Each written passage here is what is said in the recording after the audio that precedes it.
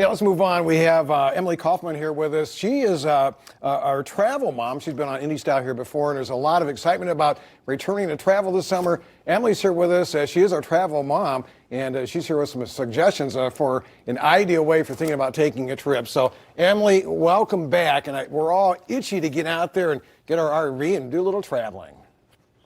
Oh, you're absolutely right. You know, families have spent so much time together indoors and doing a lot of work-related stuff, school, jobs, and now they're ready to get outside and have some fun together. And I've got an ideal way to do that, an RV vacation.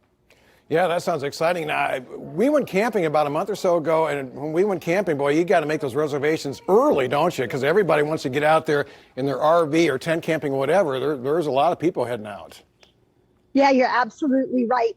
That's one of the things people need to realize. You've got to make your reservations ahead of time. You can't just show up at a campground, and you can't just expect you're going to be able to rent an RV at the last minute. But I team up with RV Share. They're the first and largest peer-to-peer rental platform for RVs. So they connect renters that want to rent vehicles with owners that own them. And they've got more than 100,000 different vehicles to choose from. They're the first and the largest. So no matter what type of RV you're looking for, you'll be able to find it at RV Share. Well, I tell you, just looking at those pictures here, it gets me really antsy. I want to get out and get the RV and take off and go. Hey, also, Emily, during the pandemic, you discovered a new passion. Tell us a little bit about that. Yes, I had never taken an RV vacation before until Thanksgiving. And I started with RV Share. I was very intimidated at first. I thought driving it was going to be so difficult, and it's not. The owners from RV Share are such awesome people that they work with you to make sure that you're comfortable with driving the RV. And you don't need a special driver's license to drive an RV. That's a big myth that people don't know about.